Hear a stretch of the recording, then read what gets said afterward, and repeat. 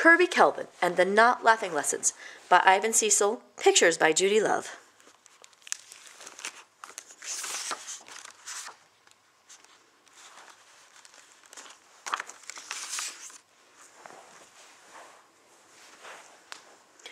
Kirby Kelvin printed his name on the top of his paper. Then he wrote, "Spelling Test," on the first line and waited for Mrs. Frost to begin.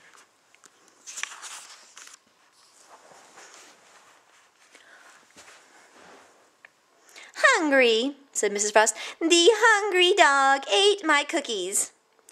Kirby Kelvin imagined a skinny dog gobbling cookies out of the cookie jar.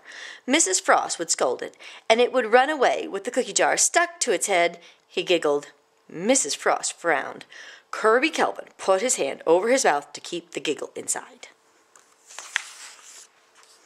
"Ugly," said Mrs. Frost. "My pet frog is ugly." Kirby Kelvin imagined a bumpy frog with bulging eyes living in Mrs. Frost's desk drawer.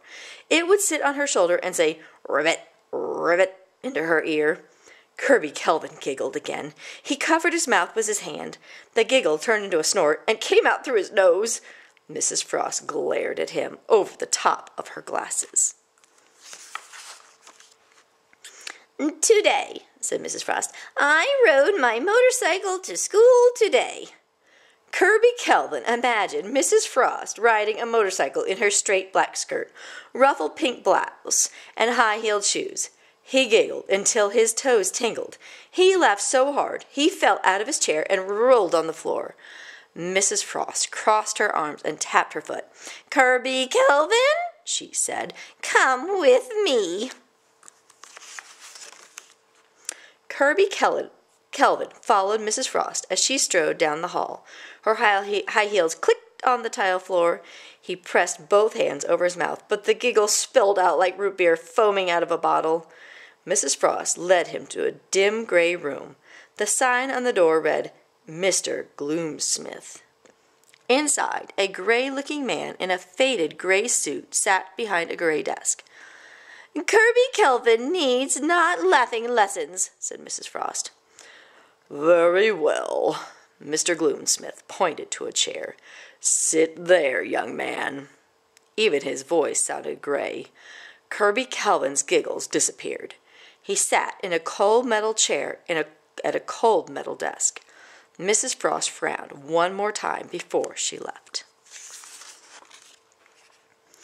"Let us begin," said Mr. Gloomsmith. "Close your eyes." Kirby Kelvin closed his eyes. "Think about all your friends riding new bicycles," said Mr. Gloomsmith. "Red bicycles, green bicycles, silver bicycles. But you have to ride an old bicycle, a bicycle as old as your grandfather. A rusty, creaky, squeaky bicycle." Kirby Kelvin thought about riding a rusty, creaky, squeaky bicycle. The corners of his mouth drooped. "Think about building a treehouse," said Mr. Gloomsmith. "You work all summer. Then your little sister falls out of it and bumps her head. Your father makes you tear down the treehouse." Kirby Kelvin thought about tearing down his treehouse. His shoulders sagged. "Think about your next birthday," said Mr. Gloomsmith. "What if everyone forgets? What if you have a birthday with no party, no presents, no one singing happy birthday to you?" Kirby Kelvin thought about everyone forgetting his birthday. It made him so sad he had to open his eyes. "Mr. Gloomsmith, don't you ever think about anything happy? Don't you ever laugh?" Mr. Gloomsmith leaned over Kirby Kelvin's desk. "Young man, I haven't laughed in 29 years. I don't even remember how."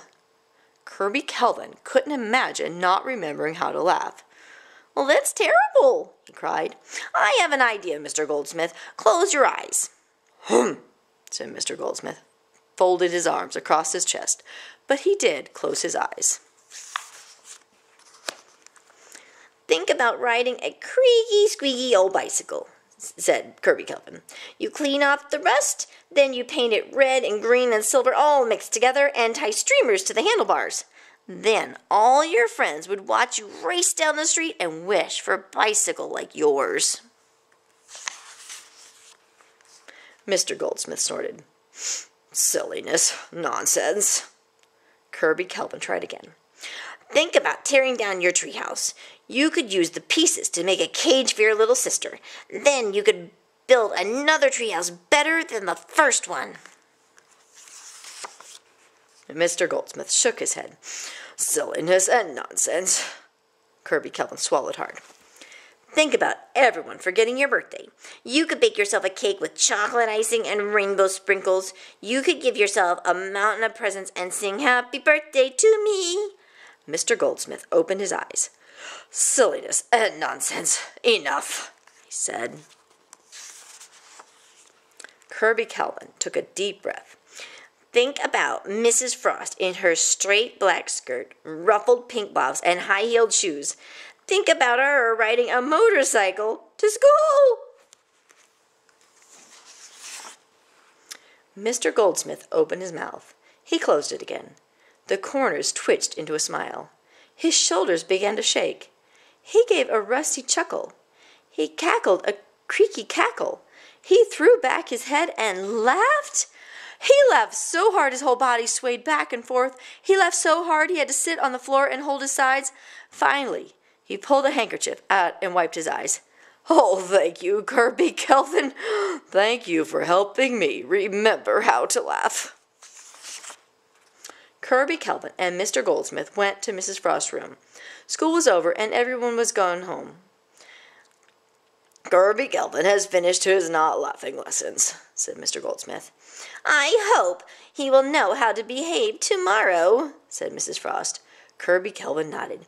Yes, ma'am, I will. Good, said Mrs. Frost, opened her closet, took out her leather jacket, and slipped it on. She lifted a helmet off the top shelf. Kirby Kelvin stared. Mr. Gloomsmith raised his eyebrows. Goodbye, said Mrs. Frost, whisking out the door. The sound of her high heels clicking on the tile grew faint and disappeared. Kirby Kelvin and Mr. Gloomsmith rushed to the window. They watched Mrs. Frost zip away on a brand new black and silver motorcycle in her straight black skirt, ruffled pink blouse, and high-heeled shoes, and they laughed until their toes tingled. The end.